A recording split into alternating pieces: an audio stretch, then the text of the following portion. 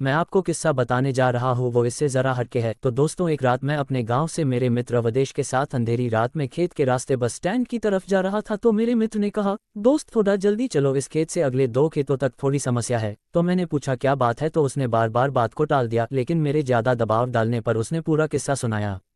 बहुत साल पहले अपने गांव से रात को इन्हीं खेतों से एक आदमी गुजर रहा था। रास्ते में वो पेशाब करने के लिए एक पेड़ के नीचे रुक गया। उसके बाद वो जैसे थोड़ा चला, उसे किसी बच्चे के रोने की आवाज़ आई। तो उसने सोचा रात को पहरा देने वाले का बच्चा होगा, लेकिन तभी याद आया कि ये खेत तो रामेसर काका है जो 3 साल पहले यहाँ फांसी लगाकर मर गया। वह आदमी सहमे हुए कदमों से आगे बढ़ता रहा और उसके दिमाग में उन लोगों की बातें याद आई कि इस खेत से गुजरते वक्त रात को कभी पीछे मत मुड़ना, कोई रास्ता पूछे तो उसके आंखों और पाँव को मत देखना, कोई कितना भी बोले मत सुनना। ये सब बातें दिमाग में सोचने से उस आदमी की हालत बहुत बुरी हो गई और सोचने लगा कि उसने यहाँ आने से पहले ये सब क्यों नहीं सोचा।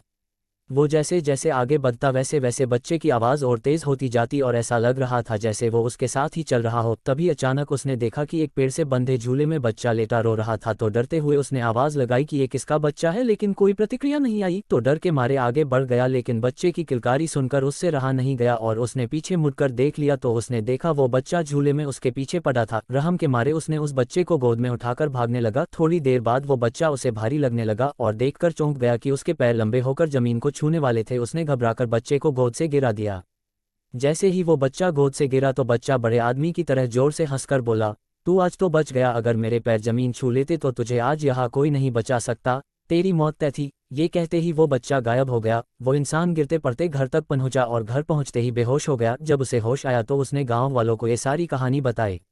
जैसे ही मैंने ये किस्सा सुना तो घबराहट के मारे बिना पीछे मुड़े ऐसा जोर से भागा और कभी उस प्रेत बाधित खेत से रात को नहीं गुजरा।